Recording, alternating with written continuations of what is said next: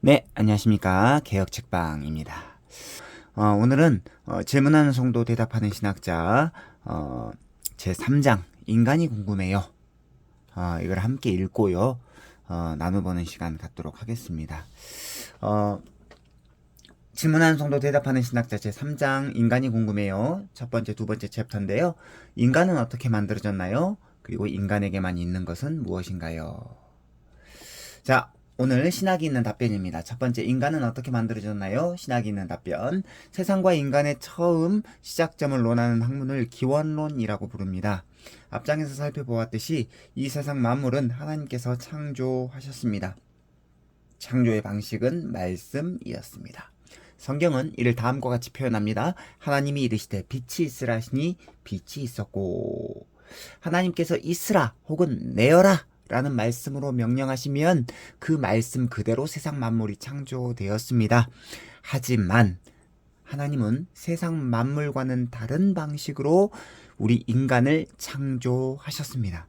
사람아 있으라 라고 명하지 아니하시고 오히려 직접 흙으로 빚어서 사람을 창조하셨습니다. 흙으로 사람을 창조하신 후 사람의 코에 생기를 불어 넣으셨습니다. 하나님의 생기는 흙으로 빚어진 사람의 형체를 생명으로 만들었으며 이윽고 하나님과 대화하며 교제하며 하나님을 예배할 수 있는 사람이 창조되었다라는 것이죠. 이러한 성경의 가르침과 다르게 인간의 기원을 논하는 관점들이 참으로 많이 있습니다. 대부분 철학적 논의 위에서 인간의 기원을 논하는데요.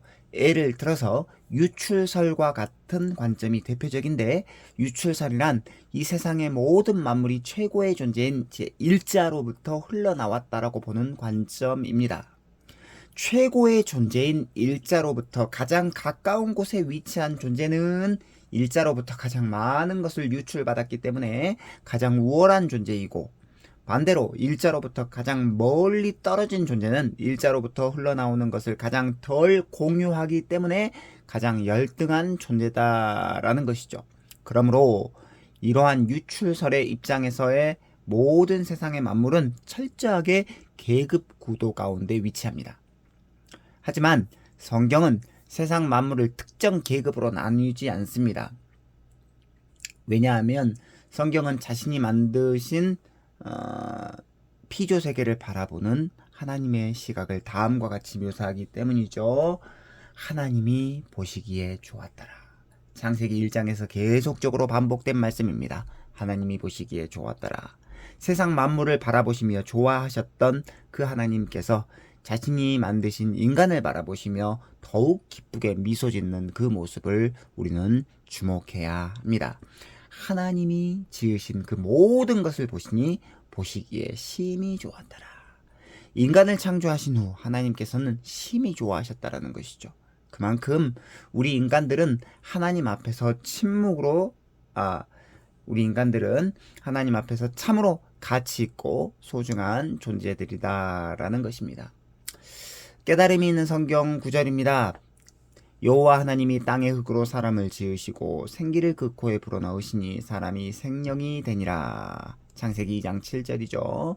그리고 창세기 1장 27절, 하나님이 자기 형상 곧 하나님의 형상대로 사람을 창조하시되 남자와 여자를 창조하시고. 적용이 있는 묵상입니다.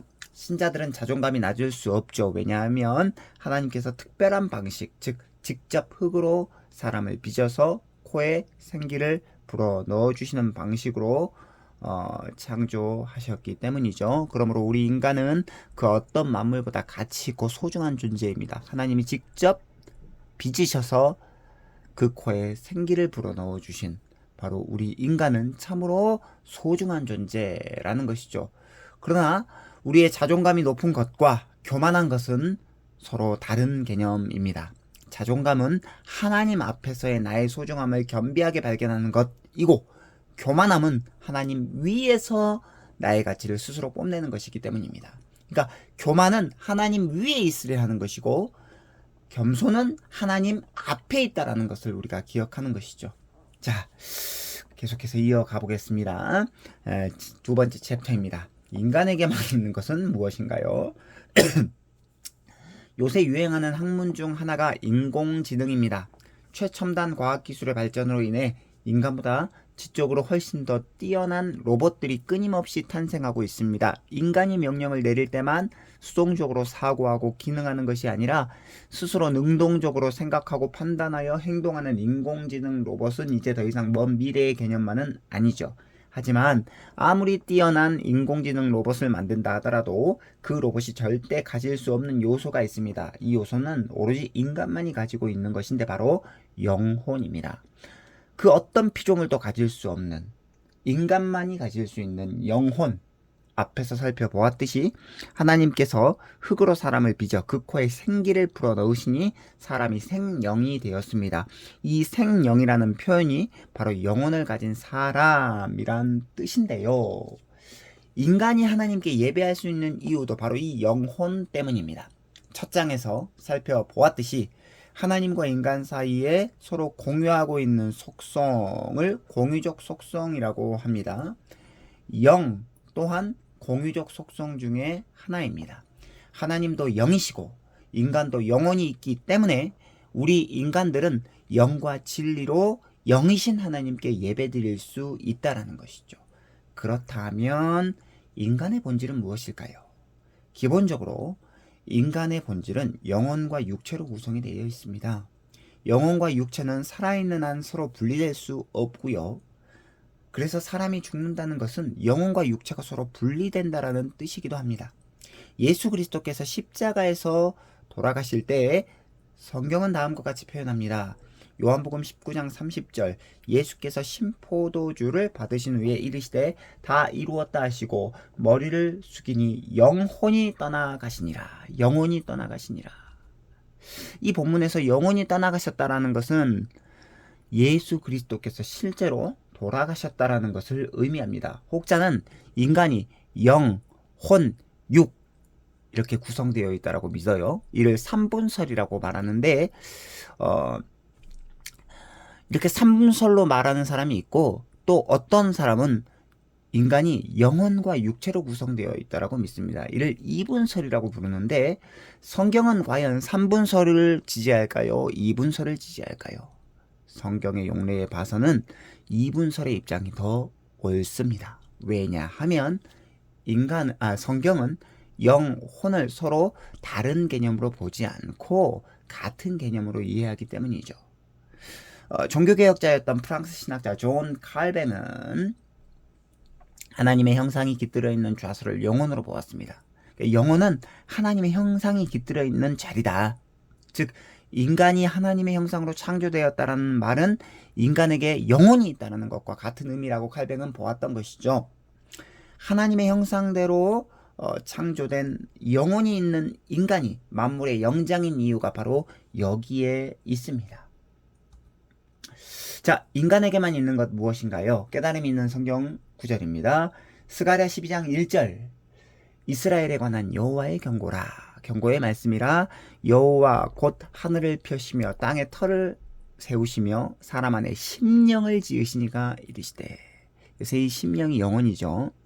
그리고 이사야 42장 5절입니다. 하늘을 창조하여 펴시고 땅과 그 소산을 내시며 땅 위에 백성에게 호흡을 주시며 땅에 행하는 자에게 영을 주시는 하나님 여호와께서 이같이 말씀하시되. 여기서 이 영은 영혼을 말하는 것입니다. 자, 적용이 있는 묵상입니다. 요한삼서 1장 2절의 말씀은 영혼의 잘됨이 얼마나 중요한지 역설하고 있는 본문이죠. 사랑하는 자여 내 영혼이 잘됨같이 네가 범사에 잘되고 강건하기를 내가 간구하노라. 신자들은 영혼의 잘됨을 위해 노력해야 됩니다. 영혼의 거듭남, 중생, 회심을 위해서 우리의 영적인 에너지를 집중하는 것이 그 무엇보다도 필요한 이유가 여기에 있는데요. 영혼의 잘됨과 범사의 잘됨 그리고 육신의 강건함은 서로 뗄래야 뗄 수 없는 밀접한 관련이 있습니다. 그렇기 때문에 우리의 영혼이 잘되고 범사가 잘되고 강건해야 된다라는 것이죠. 자, 이제 말씀을 정리합니다. 오늘은 질문한 성도 대답하는 신학자 제3장 인간이 궁금해요. 그 가운데서도 첫 번째와 두 번째 챕터 인간은 어떻게 만들어졌나요? 인간에게만 있는 것이 무엇인가요? 살펴보았습니다.